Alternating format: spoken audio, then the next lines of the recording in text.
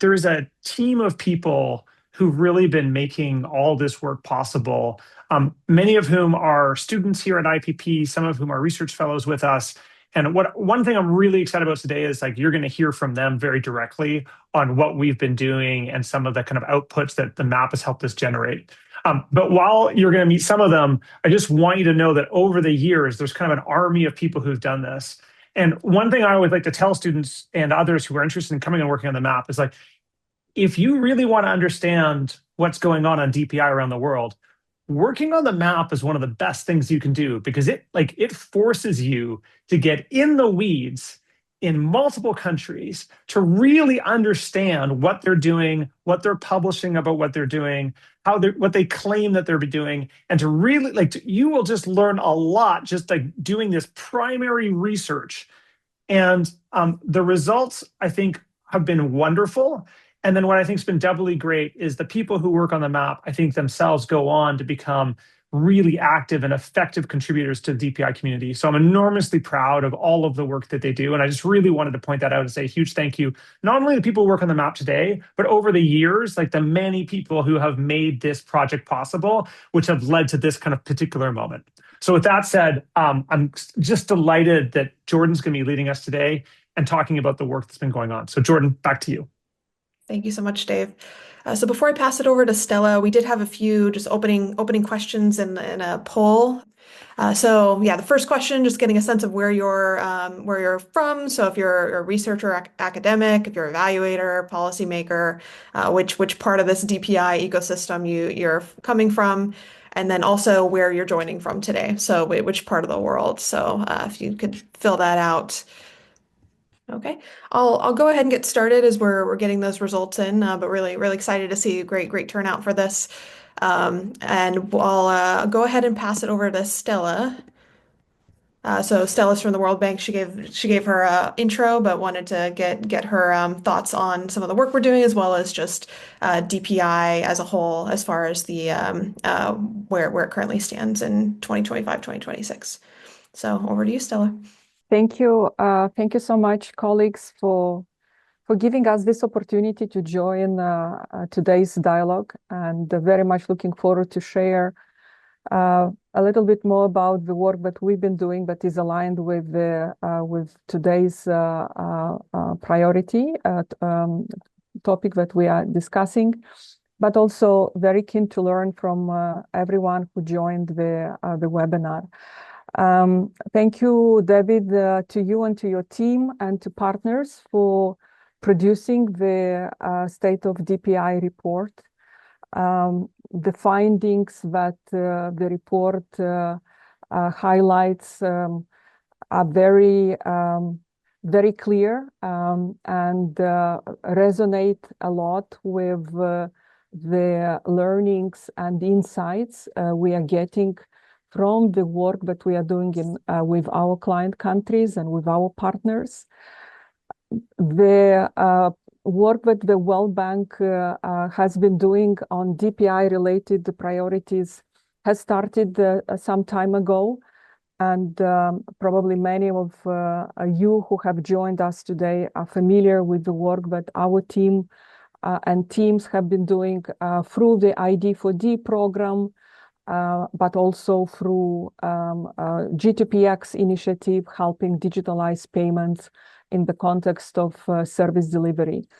And because of the growing demand and the growing needs to continue supporting our clients in designing and building viable DPI ecosystems, infrastructure, and services, the bank has decided to elevate our work around ID and G2PX in a standalone DPI and services global department.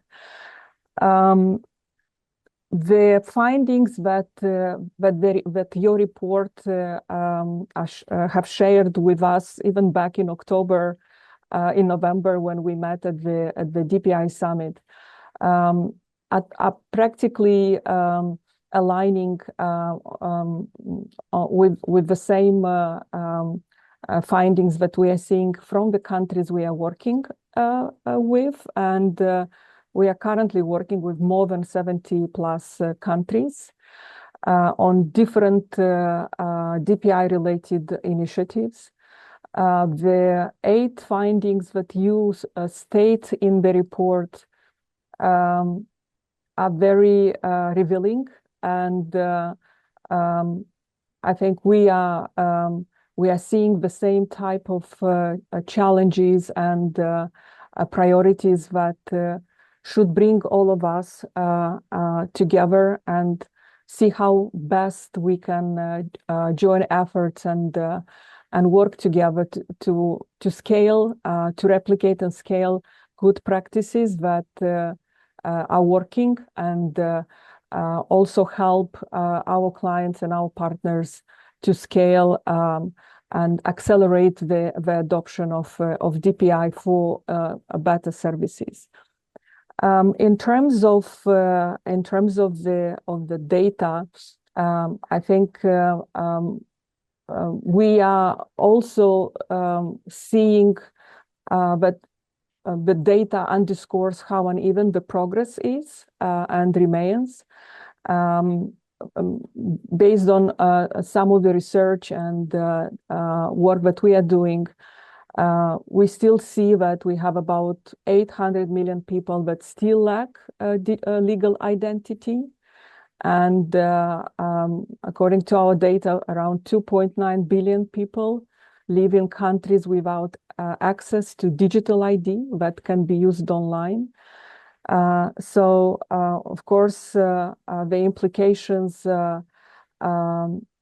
this has direct implications for how people can transact remotely in a fragile rural context, but also how all this can impact the overall quality of service delivery and government operations.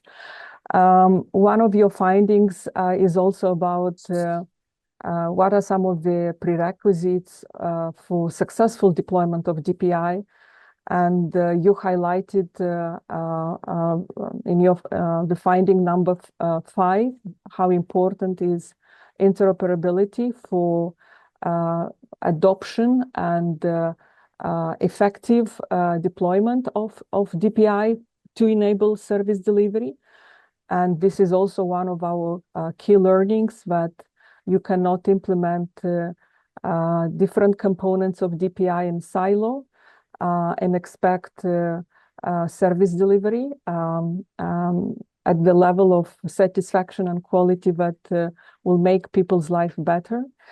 I think this whole of the government approach is more than ever important for us to take into account when we work with our partners and clients, both from the very beginning at the design level, but also at the implementation level of DPI to enable service delivery. The work that we've been doing in these 70 plus countries, and of course you probably have heard about the work we've been doing in Ethiopia through FIDA, digital ID, in Pakistan on digital foundational ID, in Philippines through PhilSys national ID rollout. So the lessons learned from small, medium, and big countries are the same. But we have to come up with an end-to-end whole of the government approach, involve both public and private stakeholders, building on the needs and the problems that we are trying to solve, bringing both the policy, the governance, the institutional, the technology angles when we are thinking, planning, embarking on DPI and services initiatives. Now, one of the questions that you asked me also to reflect on is how can we improve the DPI measurement, and how can we inform more effective investment and policy decisions? Some of you probably are familiar with some of the work that we've been doing and some of the products that we've been working on jointly with many of you who are joining this call. First of all is the ID for DFindex database that we have been producing which has been serving as a key source of evidence for global and country level data. Of course, it's on ID, but it combines also some sectoral indicators and country data that helps us also inform and plan for some of the decisions we are making in terms of DPI investment. Another tool that we've been leveraging extensively in our engagement of countries is the DPI diagnostic tool. And again, this is a combination of investments on figuring out how best to invest both on the technological pillars of DPI, but also on the legal policy and institutional frameworks, and of course on the skills that are very important for to ensure sustainability of these investments. On the G2PX and ID related priorities, we've also have developed jointly with some of you toolkits and frameworks that are publicly available, and I can also share later in the channel. And another framework and approach that we are trying to adopt more and more in the work with our countries are the design labs. We strongly believe in focusing on the problems that a country is facing, understanding the needs of the consumers, of the users, bringing all of the parties into the conversation when discussing how to design DPI building blocks, but also how to design, leverage the DPI building blocks and design services around the needs of the users. And I mentioned some of these tools, and I also would like to again acknowledge the work that you, David, and the team has put into the DPI map and the DPI state of DPI report. We think that this work is extremely valuable and should be brought into the dialogue with our countries, and should be brought based on this research and findings and data. We should make informed decisions. But of course, these frameworks to measure and to inform decisions also should evolve. Yeah. Nothing is perfect, and we are living humans, our countries, our priorities we are working on are also in a constant changing mode. And we should also work together, continue working together to see how we can improve these tools that can help us measure as accurately as possible the developments on the ground, reflect and build on the learnings that we are observing, experiencing on the ground. Because at the end of the day, we cannot improve what we cannot measure as accurately as possible. And of course, the ecosystem of DPI is very rich. And we have lots of partners, initiatives that are working hard and contributing to improving the state of DPI, enable our governments to deliver services at speed and as efficiently as possible. So we should find ways to stay in touch, collaborate, communicate learn from each other and improve this toolbox of measuring the progress and measuring the state of DPI and digital government to make sure that we are all succeeding in our efforts. Now, maybe in terms of moving forward and how can we from the World Bank, but also our partners from other multilateral organizations, how can we advance some of this work? What we see, again, from the work we've been doing, it's very important that we discuss and reflect together on what are those common indicators for DPI maturity, and would be great if we can come up with some harmonization around this DPI, some of these DPI metrics, so that we can all progress more in a more speedy way on this. One of the area where we would love to work with the Institute and other partners more is how do we quantify the economic and fiscal impact of DPI? From our conversation with our clients, we are being asked many, many times, why do we need to invest in DPI? How much is it going to cost me? And what is the value that I'm going to get? So the economics of DPI, one of your earlier reports and papers have been extremely helpful to inform this dialogue and this work. So we are very much looking forward to continue working with you and partners on answering these questions. And of course, how do we make sure that since we are such a rich ecosystem and many partners are working, so we're all working on solving the same problems, and sometimes we work on similar initiatives and are trying to design, test, prototype very similar tools and very similar instruments. So how do we make sure that we are aggregating this, the knowledge we create, the learnings we experience? How do we aggregate and how do we build on these common patterns or common findings, so that again we are not duplicative in our efforts, but we can be more efficient and effective.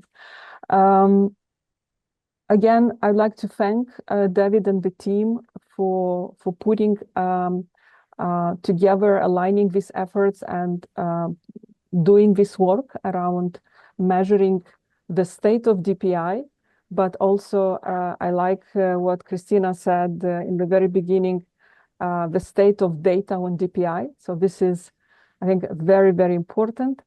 We are looking forward to continue the dialogue, continue working together, building on our past and present efforts to make sure that we can jointly shape a better future together through sustainable investments in DPI to enable services worldwide.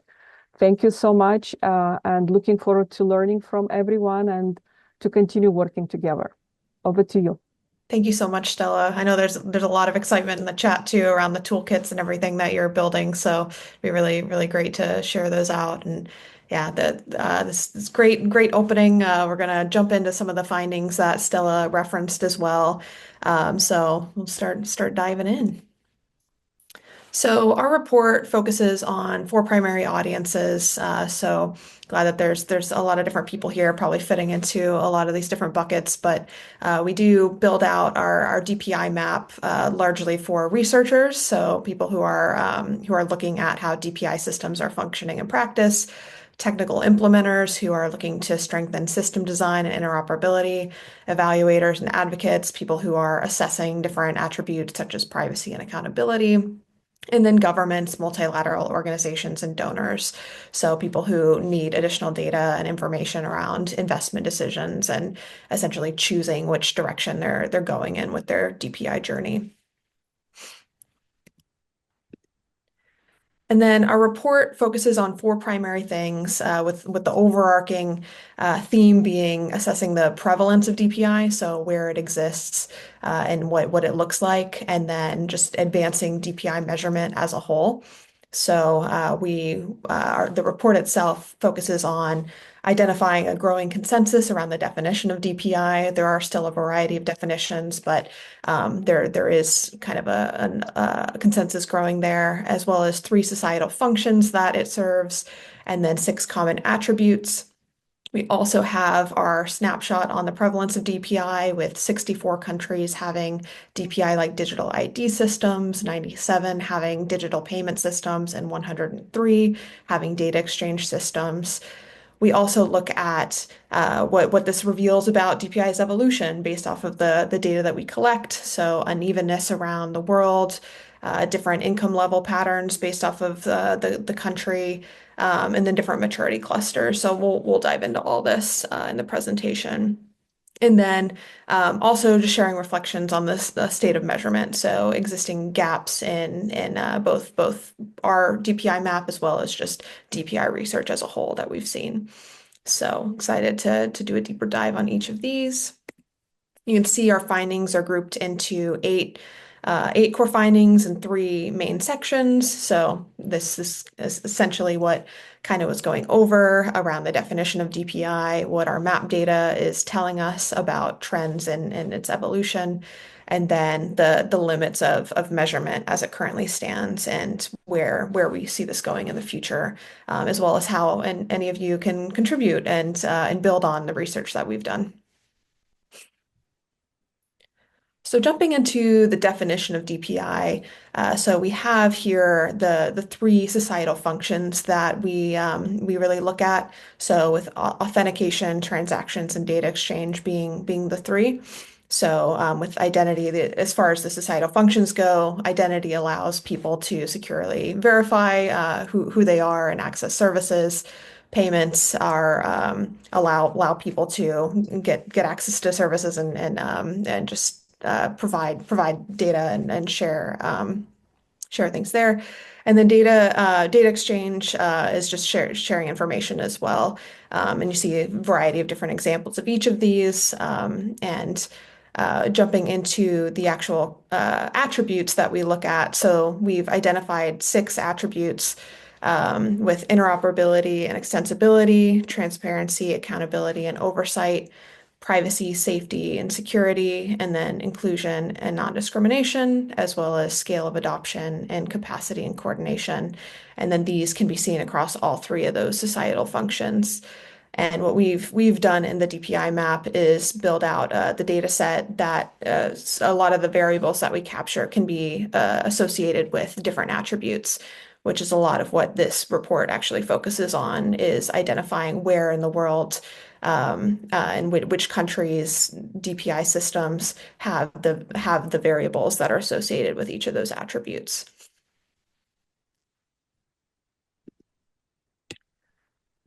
So this actually breaks down how we've determined what is considered DPI-like.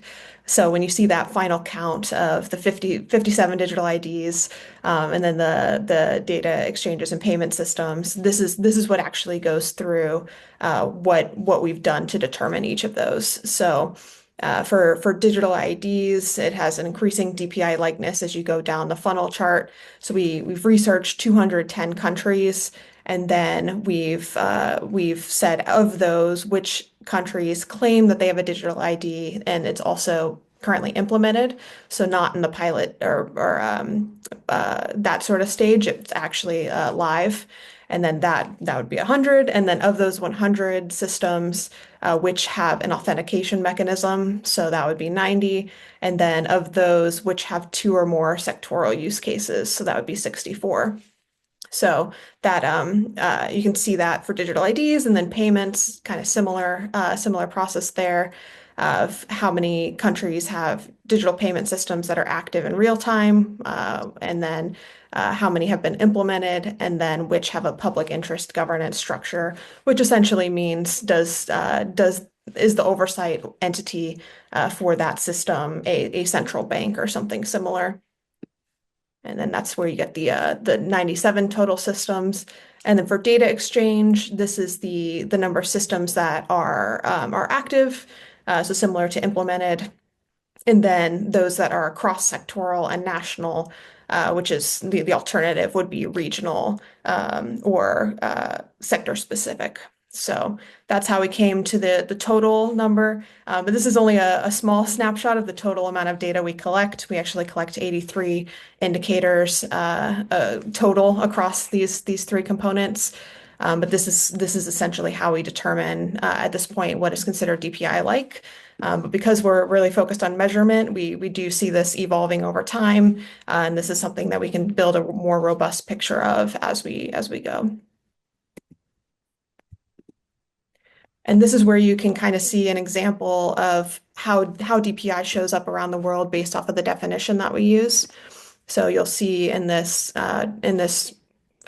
map for digital IDs specifically, the dark blue is any country that has a DPI-like digital ID based off of the definition that I showed in the last slide. And then the ones with the light blue is that they meet a partial definition. So essentially removing the 2 or more sectoral use cases from that criteria. So you'll see more countries, of course, that meet that partial definition.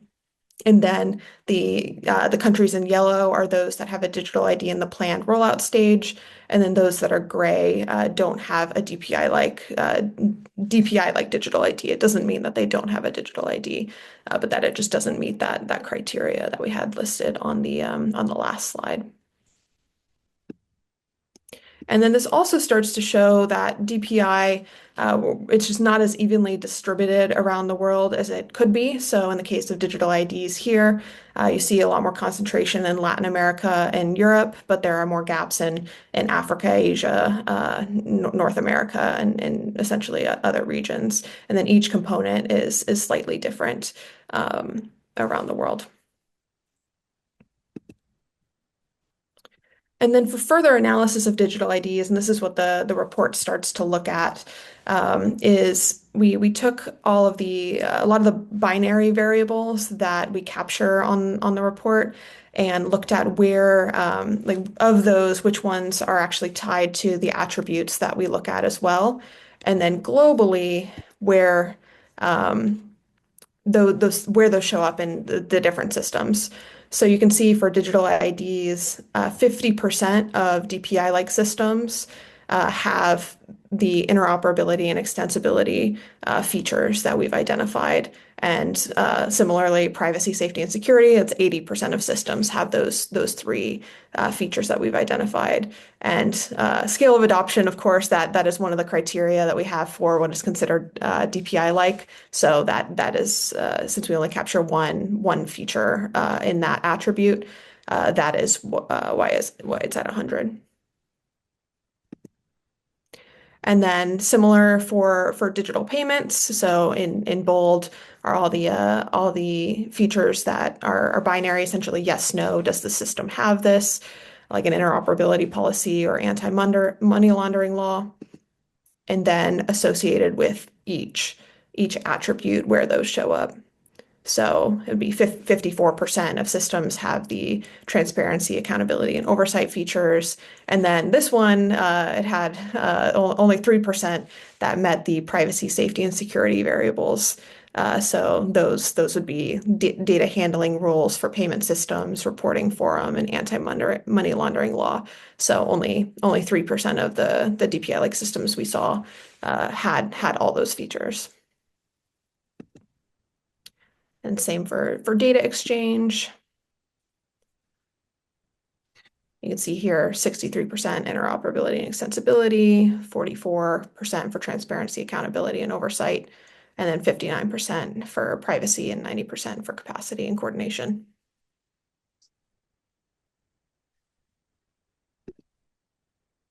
We also then, based off of all those variables that you saw in the last few slides, we looked at which countries, we looked at per region, which countries showed up as having the most number of those features. And this was essentially to show us where some of those higher benchmarked or higher alignment systems exist around the world.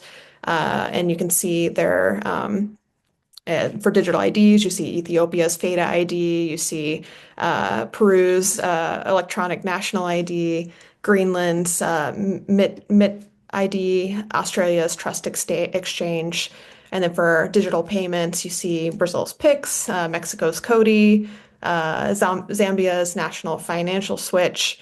You see across Europe is the TIP system, so a lot of countries tap into that one. Fiji's interbank system. And then for data exchange, there are a lot more that meet that higher alignment. So see Benin's X-Road, Japan's government interoperability framework, Slovakia's GovNet, and then you also see Peru's Plataforma Nacional de Interoperabilidad.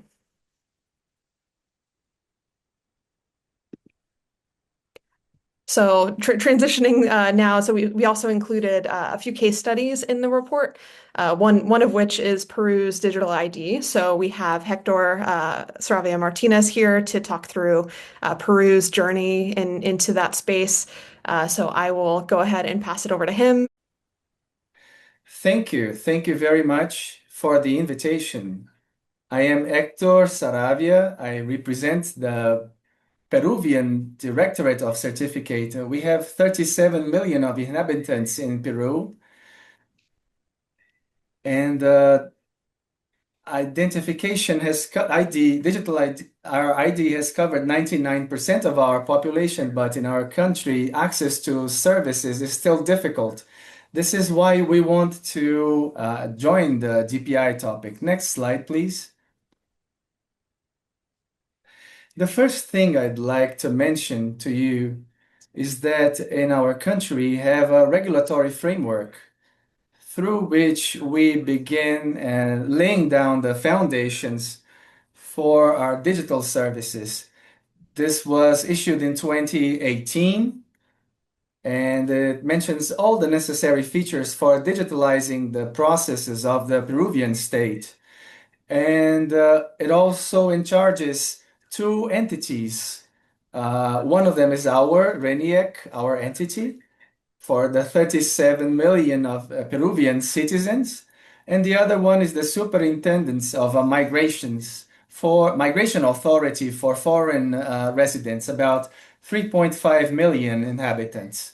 And the most recent regulations of the Peruvian state forces us at RENIEC that we have the issuance of digital identities documents with a verifiable system in July of 2036. This is what we have as our goal in our regulatory framework.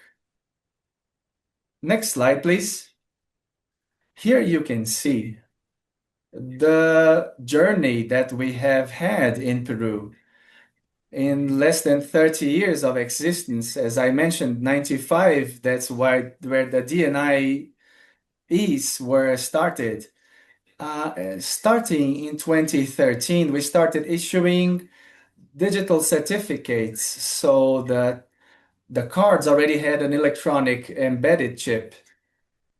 And in the recent 2 years, we have been able to reach 5 million Peruvian citizens covered by the system with their electronic DNI with a chip.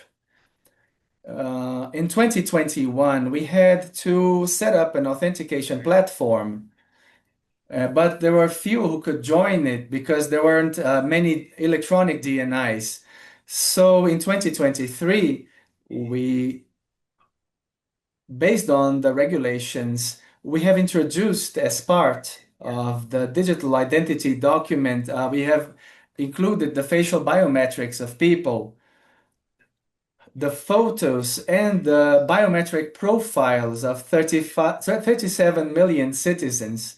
Therefore, through technology, we can, and we have done this, we have been able to verify that the person who is in a remote transaction is the person, the actual one. And we have detected that this selfie that's taken from the citizens, it's alive. We have incorporated this in 2024, and we have a project on the verifiable credentials for 2026. In the next slide, you will be able to see what we have as our vision of country vision, because we are working through the government secretariat on digital transformation. What we want to give the country so we can really dive into this digital public infrastructure. We know, as has been said, that in order to identify and to make payments and data exchanges, but the fundamental issue is personal identification. This is the basic features so that all the other ones can function. So what we have done is to implement this DPI as a package solution comprising covering the financial support and bringing agility to the transactions.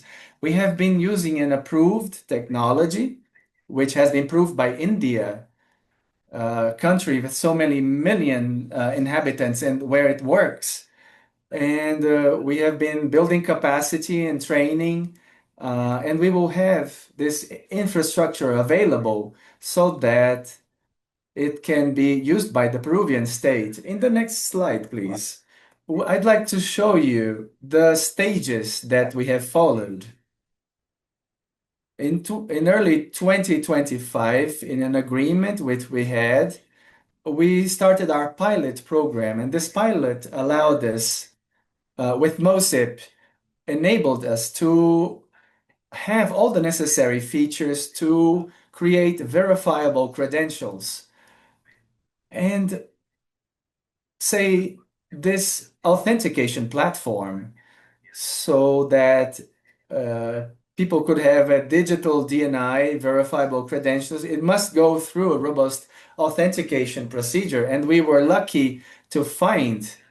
fortunate to find the financing by philanthropic entities.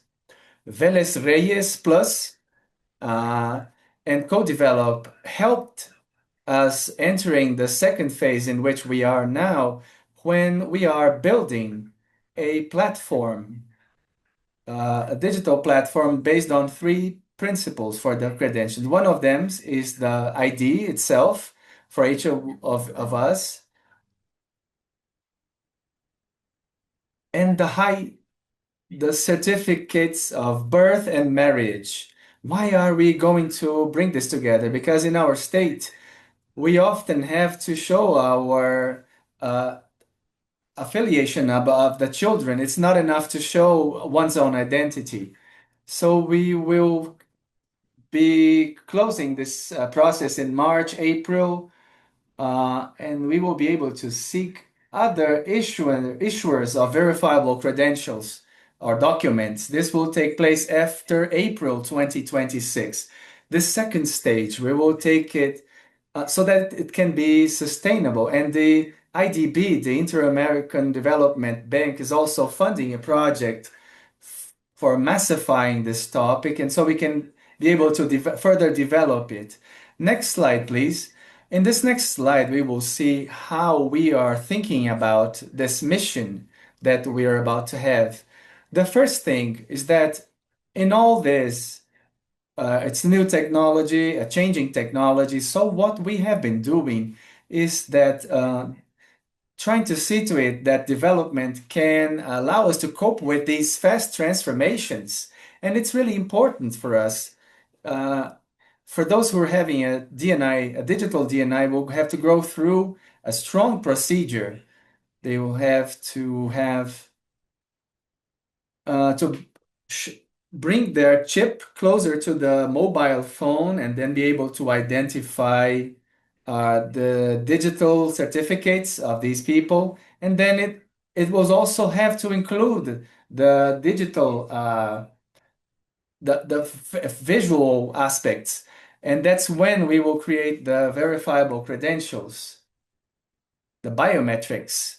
And it will have the same value as a physical document for in-person transactions or remote transactions. And so that this can have a real value, we will try to have other entities to join this system. We are already dialoguing with the Ministry of Transportation and Communication so that the driver's licenses can also be under this system. And we are also looking for the support of other entities. First of all, we are complying with the data protection laws. It's the same citizens that will say which data they will want to share and with whom. It's not the Renier, our entity, who wants it, but the citizens themselves will. This is a fundamental feature so that the identity documents of people can be protected. And the other aspect is that we may have a scalable ecosystem which allows us to include other entities and so they can also use it. And portability is a basic feature in addition to being safe and being in the mobile phone. It's the most used in the country. We're 37 million citizens, and we have 3 times this number, the number of mobile devices. And in the final slide, please, I'd like to tell you, I'd like to show you what we have learned from all this. Well, the first thing is that we will never discard something that came before. I come from the private sector, and sometimes our countries are able to deal with these topics, but it's not easy. Often the budget is not really allocated to important things, but instead to urgent things. That happens a lot. But we have counted on the help so we could have this technology, which is already approved. And our team knows a lot about this topic.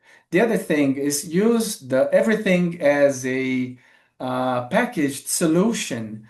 So, and we have been able to receive the funding. That's another important thing. And we are so thankful to the World Bank and to the networks, all these entities that provide the necessary funds so that the countries can begin to roll out these topics and then attain a sustainable level. One thing that has helped us a lot is that under the law, we we it's related to the administration of citizens' information. Many countries do not have this fortunate ability. We have been able to do it, and it has been really beneficial for us because we provide the guidelines and we create the necessary things so that these features can be further developed.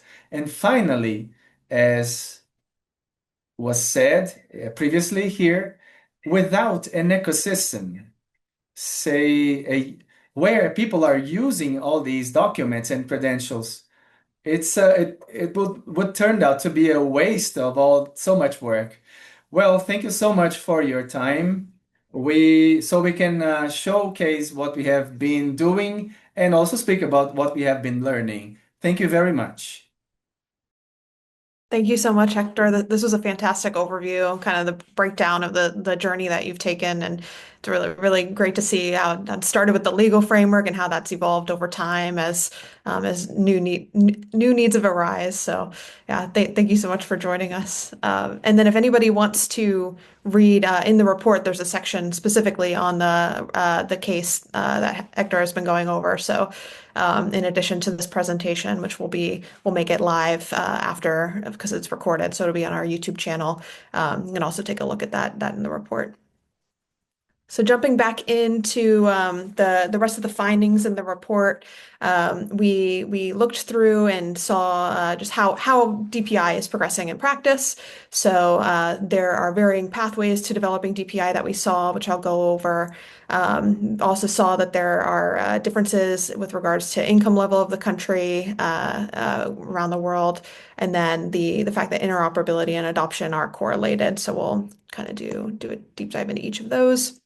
So for the varying pathways to developing DPI, we had a researcher on our team, Eric Passler, who did a cluster analysis and identified different groupings across our data set as to where there are commonalities that are occurring. So we did see that maturity, it is very multidimensional rather than linear. So there's not a set process or set journey that each country goes through to developing DPI. We did see some common stages, so DPI advancement often can be technically sophisticated but lacking robust governance, or there are others that are legally codified but remain limited in adoption. So there are a variety of challenges that pop up with each of those stages. And then one example that you can see here across digital IDs is that there was a grouping that we saw in countries in Africa, Latin America, and the Middle East that was characterized by foundational regulatory elements, so things like data protection laws, but didn't have as many of the accountability or digital ID specific regulation mechanisms. And then these tended to be at the planned or piloted stage, just representing an early phase of institutional development. And then there was another grouping, primarily in high-income countries that had higher rates of implementation, and then a very high presence of accountability, digital regulation, and data protection as well. So this suggests that legal and institutional safeguards tend to be strongly correlated with mature and operational systems. So yeah, there are just a variety of these different groupings that we've identified across each of the components.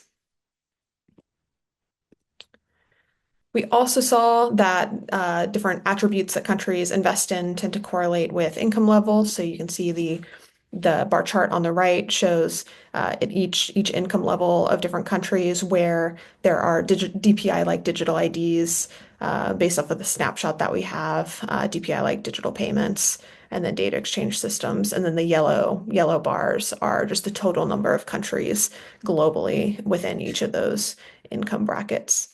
So from that, you see that high income countries tend to lead in implemented systems, just very likely from just having more resources to do so, and then established policy frameworks. And then lower middle income countries stand out for a higher number of planned or piloted systems. So there's a lot of ambition and plans there, but capacity or resource constraints. Upper middle income tends to be the most balanced across the development, so could be very dynamic adopters over the next few years, next decade. So probably see in coming reports that there will be an increase there. And then also, despite this pattern, so even though lower income countries may not have as many DPI-like systems, currently we are seeing different outliers. So you'll see like Ethiopia's FADA ID, Madagascar's data exchange system, Rwanda's government, of Rwanda enterprise architecture framework. All of those are showing up as more advanced. So there are additional factors that we can look at to identify what contributes to maturity or acceleration, even despite different resource constraints. We also saw that interoperability and adoption related variables are correlated. So where one is present, the other tends to be present. So not necessarily saying that one causes the other, but this is an area for further research to identify how the two are interlinked and could drive one another.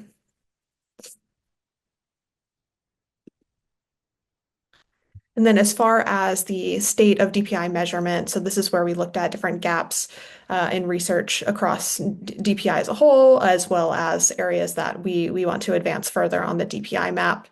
There are a lot, so for finding 6, we saw that it's hard to say exactly how specific variables correlate or drive performance. So while we might capture something like real-time data sharing, there's additional research around how that actually drives different outcomes.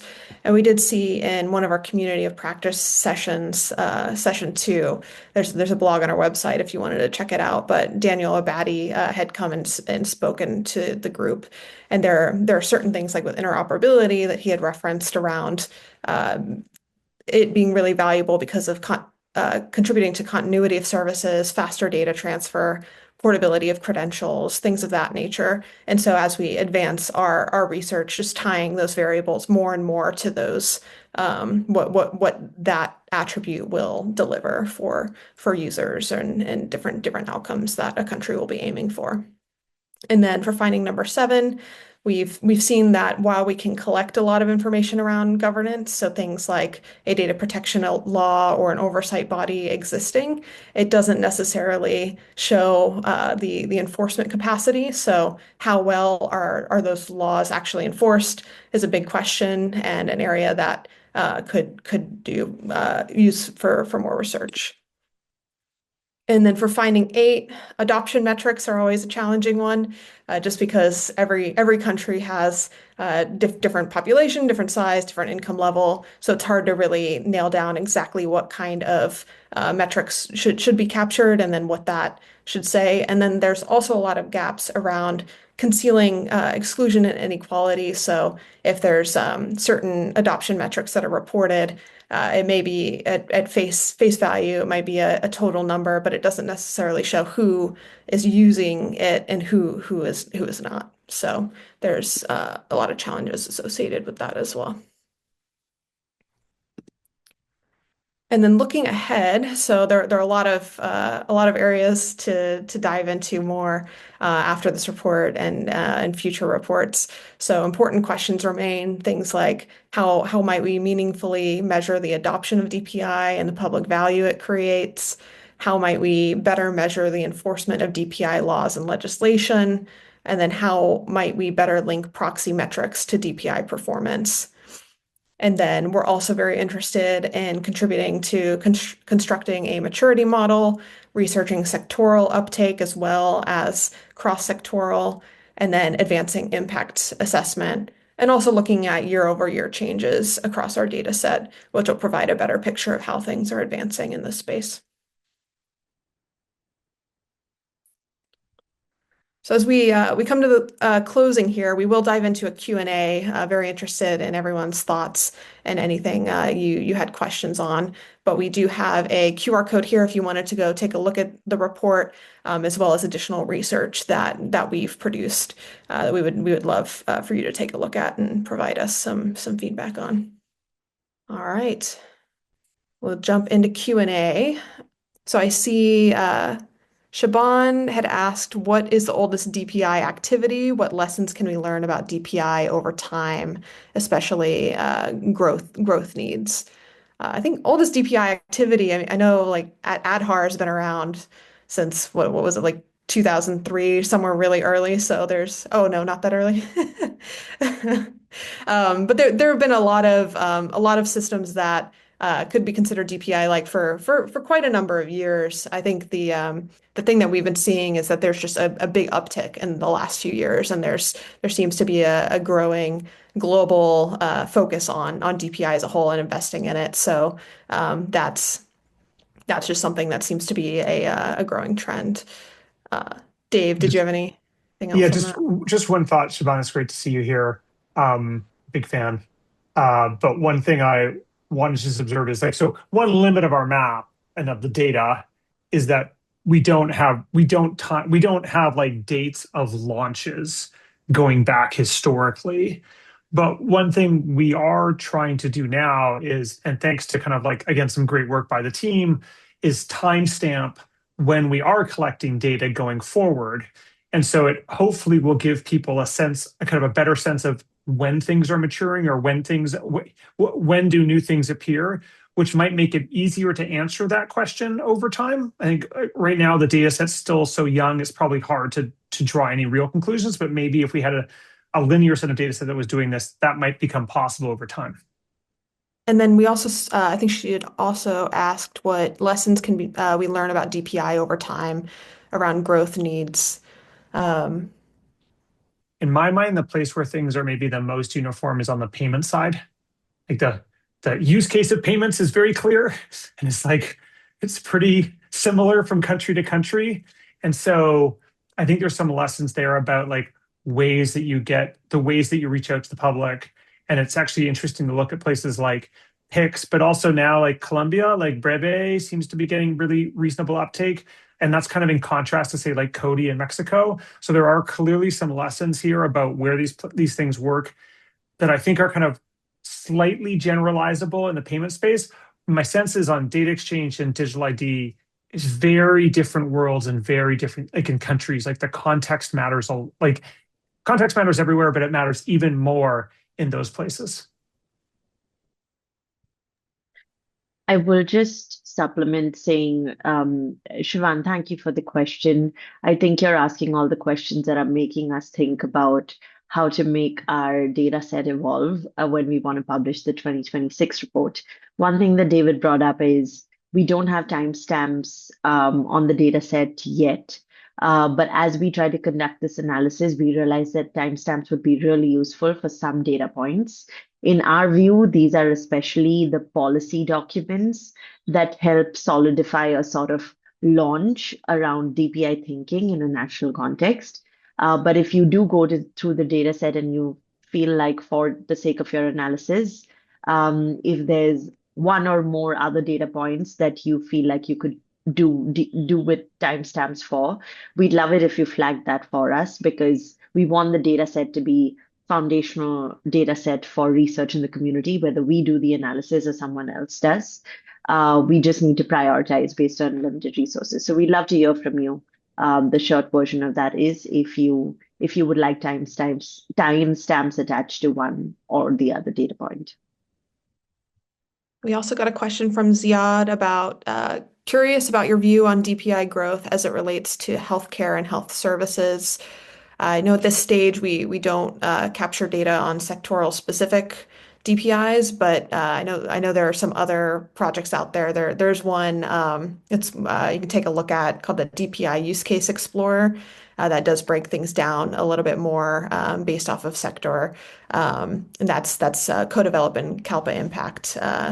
So that's a good one to look at. But I think moving forward, that's definitely something we've talked about looking more into. There does need to be more research on sector specific ones. And it does sound like there are some that they start as something, say, like healthcare specific, but then it may expand. So there are different directions it can go with that. Did you have anything else on that, Christina? Okay. Okay. And then Amaya Naik, hi, good to see you. So I saw, here, let me see. I saw that you said, congrats on the report, with thanks to Stella for her remarks and building on what she said about the kinds of questions client governments are asking. Can we build onto the map a database on the costs of these DPI projects? A standard investment analysis needs estimates on projections of benefits, which Stella mentioned we could work on quantifying, as well as costs. And my sense is that there is very little public data or benchmarking on costs. In the coming year, I'm very interested in collaborating to create this. So yeah, I think that would be very, very valuable data. I know we were actually talking a bit about it earlier today with our team around that. I know we do look a bit at that with our economics of DPI work. Something we haven't fully started capturing in the map yet, but would be very valuable. Do you have any thoughts on that one, Christina? I'd defer to David, actually. David, in case the economics of DPI research has given us any kind of standardized metric around assessing cost. What has the team looked like? And do you think a map-like project can collect that across all countries? So I mean, so one thing I would say is one of the reasons I'm so grateful for our team is that the incredible amount of work we get done with like just very, very, very finite resources. So one challenge we always face is anytime, we try to add something or do something to the map, you have to remember anything we have to do all this, we have to do all the research across multiple languages for every country on the planet. So if you say, well, I'd like to know if like the color yellow appears in their logo, we have to go and track down every logo for every DPI and find out if yellow appears in its branding. And that's just not a trivial amount of work. So our ability to kind of take on something as ambitious as that is just like very, very limited. But one of the reasons we have the map is that our hope is that others will do work like that and then can relate it back to the map or use the map as a way to kind of lower the cost for them to do a deeper dive on one or two or three countries to kind of do that work. Now, we do have a separate project around the economics of DPI where we are trying to kind of initially we've come up with a conceptual model for thinking about how to value DPI. And now we're starting to work with some specific countries, helping kind of figure out how they're making the business cases and how they're defining the costs and the benefit that they're hoping to derive from it. And we have more research we'll publish on that. But it's not for every country on the world. This is going into some very specific countries. I saw a few other questions later that address something similar, so I'll resolve some of those. But if you had additional follow-ups, then definitely drop those in the Q&A. Okay, Jennifer Bell asked or said very interested in citizen infrastructure, which supports democratic dialogue, like the just launched sway.co or media analysis tools. Yeah, I think this one, we don't directly look at, like based off of our definition of DPI, there are certain things that may enable different additional uses, but this one doesn't super directly fit in there. But yeah, if you had additional questions or things around that, just type it in the chat. Abhishek Saxena said, in your research, did you see any DPI for climate action? We do actually have a paper that recently came out on a climate stack, so I would definitely recommend taking a look at that. Liam Orm was one of the writers on that one. I'll try and drop that link in the chat for you to take a look at. So it's not directly captured in the map, but we are looking at that as well as a research group. There's a question about the reason why digital public goods weren't explicitly mentioned in the report. Yeah, I know that one. I know a lot of it has to do with just centering around a definition of DPI and just advancing that just so there can be a common dialogue around the world around what DPI is. I know we have talked a bit about DPGs, but yeah, it hasn't been the center point of our research. I'm not sure if you had anything else on that, Dave.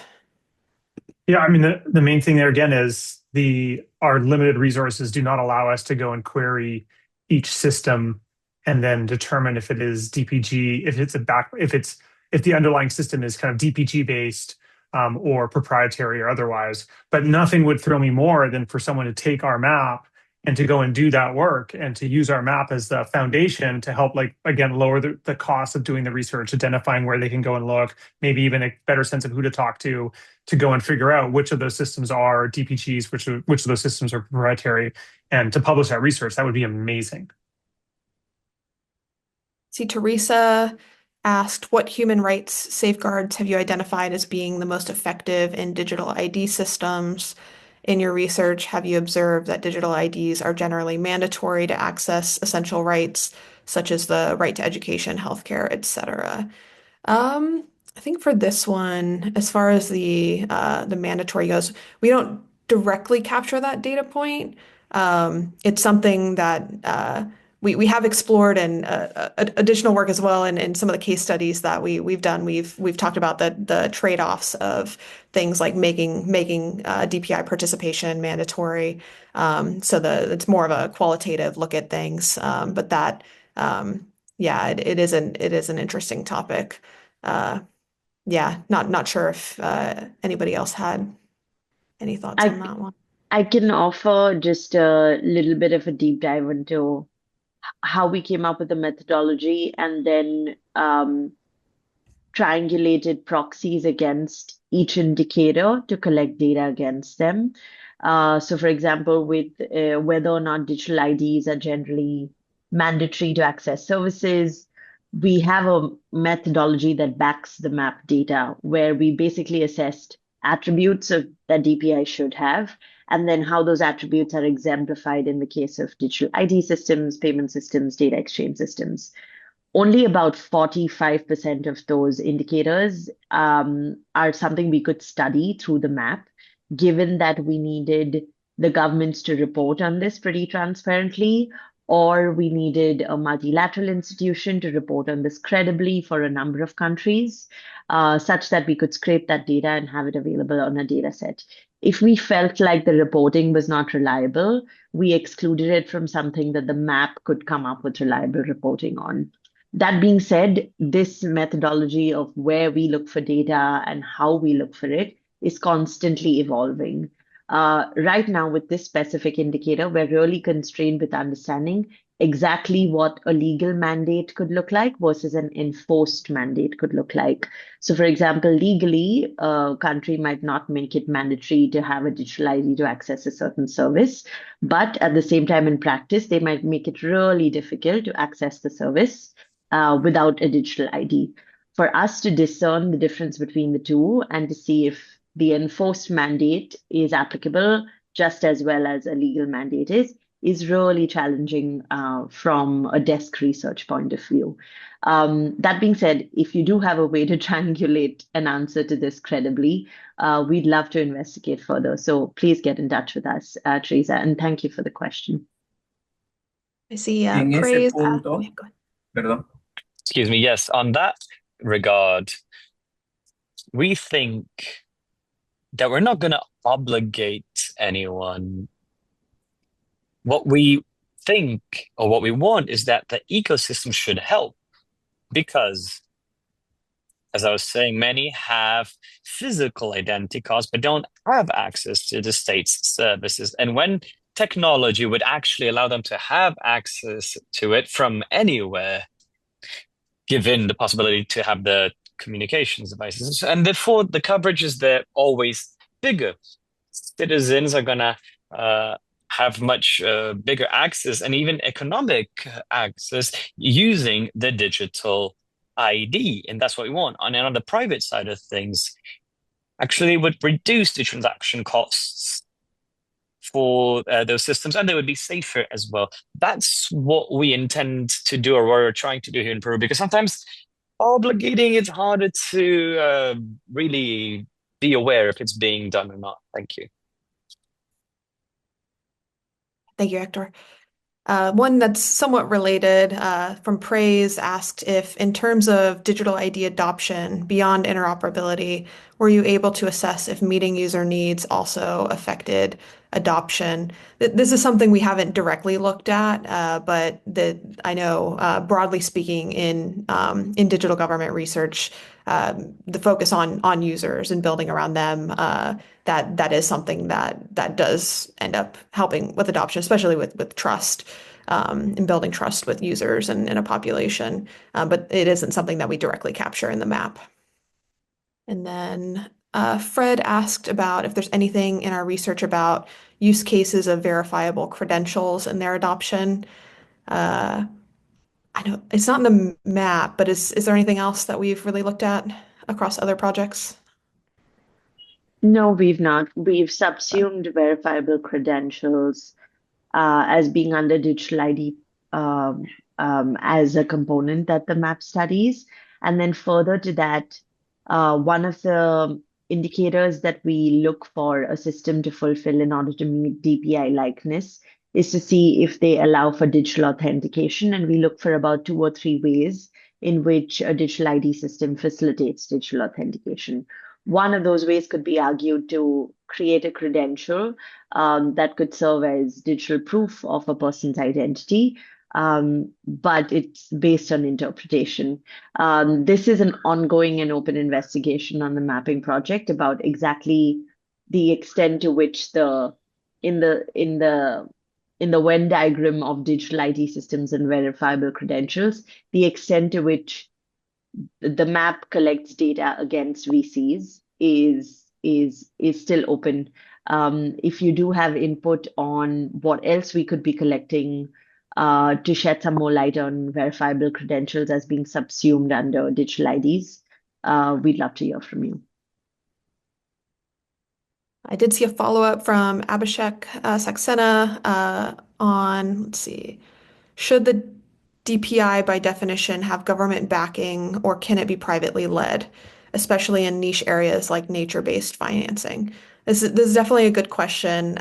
What we've tended to go back to is just ensuring there's some degree of government oversight. There tends to be a lot of there's private sector involvement in variety of different ways. Sometimes there are either nonprofits or private organizations that are heavily involved in getting a system off the ground or maybe driving that forward. But it does usually end up with more like of a public again the public interest oversight type of mechanism. So something like a central bank or for payments or different things like that. But yeah, anything else on that one, Dave or Christina? No, the main thing is I think there's still contestation over DPI and kind of what are the boundaries of it are. We try to focus on these three areas in part because just realistically funding wise, we have to maintain scope. And so we've just been focused on those. But I think there is like open debate about whether or not kind of private sector led opportunities could also be considered DPI. I have feelings about that, but I won't get into them on this call. Pranay Qatar asked two larger questions. So firstly, on the investment fronts, one of the previous reports from UCL IIPP highlights how with social considerations, a cost-benefit analysis is not the most appropriate format. However, it is integral to note how much of the infrastructure may be dependent on intermediaries like private data centers, if not decentralized P2P. In addition to that, I had a doubt on operations of the DPI-like assessments. I wanted to ask how much of it does comply on technical fronts for it to be called DPI, for instance, open source, open data, interoperable by design, and once only principle. I think the cost benefit analysis, I know, yeah, the econ of DPI work, we look at that one a lot. And just looking beyond just the basics of cost benefit and pulling in different spillover effects and additional impacts there. So things like private data centers or other like where or how infrastructure is being powered or other implications that would be looked at in that kind of analysis. I mean, one thing that's worth noting in the economics of DPI report is just actually like how poor cost benefit analysis is at doing infrastructure, period, regardless of whether it's digital or not. It's like this is actually just a broader problem of cost benefit analysis. And so one thing that's been really rewarding in that work actually is how much people who are not even doing digital work have found our work to be helpful to them. But we are kind of focused on the digital side because I think actually a lot of governments and MDBs are struggling to figure out how to do cost benefit, like how to value and think about a loan or how to budget for this in a way that allows them to measure and truly capture what the benefits will be and to justify moving forward. The only thing that I was just going to quibble is one thing you mentioned is that does it have to be open source? And actually, my own feeling is that actually there's nothing about DPI that requires it to be open source. So for example, like the Adahar system, there's much of Adahar that's actually not open source and is actually multiple private vendors who are adhering to common protocols for how to resolve and how to supply the system, but actually they're running their own bespoke solutions. But the government can move workload from one player to another. And I just posted a link in there on something I recently published that's to this effect, which is I'm actually like less concerned about whether something is open or proprietary underneath. I'm much more interested in your ability to move from one player to another and have optionality. And so that's much more about creating kind of common standards and protocols for how these systems might work. And I'm sure many people might disagree with it on the call. And I think there's like a great lively debate to be had on that. But like that for me is a kind of a different type of thinking, but also requires very different thinking about the financing and the structure of projects in order to make that happen. So I think we're nearing the end. I did have a couple poll questions that I just wanted to share with the group, just so we get a sense of what may be valuable in future research and future iterations of this report. First question being, what is your biggest question about DPI right now? If it's not in this list, then please drop it in the chat. And then, how familiar are you with the DPI map? But it seems like a pretty even response rate across the first question, though it does seem like one of the bigger questions is around preventing DPI from excluding vulnerable populations. And then it does seem like we have a good number of people who first time hearing about the map, so excited to have had them here, and then a lot of people who've browsed the website as well. Okay, so you should see two other ones. The first one being, which DPI measurement challenge should we prioritize researching in 2026? So things like better measurement of governance enforcement, tracking adoption, sector-specific measurement approaches. And then the second question is, what would be most valuable to you in next year's report? So things like more country case studies, deeper analysis on what drives adoption, regional comparisons, and then sectoral deep dives. Yeah, it seems like real world adoption and inclusion outcomes is of high interest. Interoperability performance as well.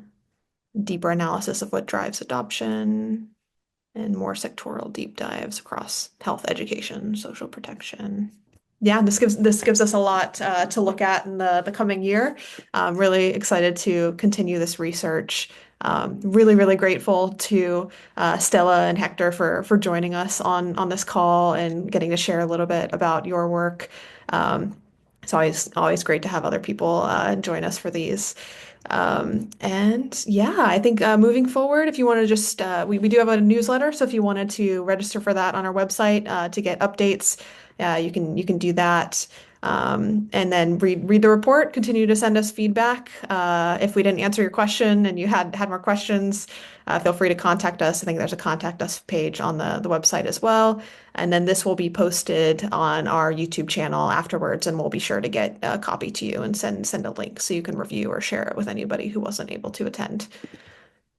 Cool. Thank you all so much. Really glad you could join. Have a good rest of your day. Very much. And a great weekend. Thank you again, Hector. Thank you again, Stella, for joining us. Really valuable to have you here. Thank you, Jorline. Thank you, David, Christina. Thank Stella, you so much. A pleasure. have a nice day. Thank Thanks you. You very too. much. Gracias, Hector. Have a nice day.